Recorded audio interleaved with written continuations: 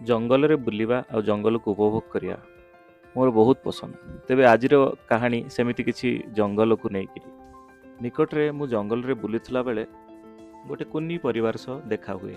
ତେବେ ଏବେ ତ ଖରା ସମୟକୁ ଦେଖି ଜାଣିପାରୁଥିବେ ମୁଁ କାହା ବିଷୟରେ କହିବାକୁ ଯାଉଛି।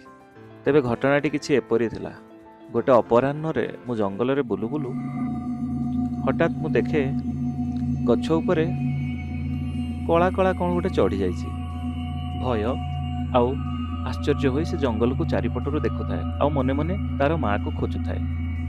ଏଇ ଭିତରେ ସେ ଧୀରେ ଧୀରେ ତଳକୁ ଖସିବାରେ ଲାଗିଲା। ତାପରେ ଦେଖେ ଆରେ ସେ ଖସିବାରେ ଲାଗିଛି। କେଡ଼େ କୁନି ଭାଲୁଟେ ଚଢ଼ି ଯାଇଛି ଗଛ ଉପରକୁ। ବୋଧେ ମାଆକୁ ଅପେକ୍ଷା କରୁଛି। କେଜାଣି କାହିଁ ତାର ମାଆର ଦର୍ଶନ ନାହିଁ। ହେଇ ତ ତଳେ ତାର ମା ଅପେକ୍ଷା କରିଛି।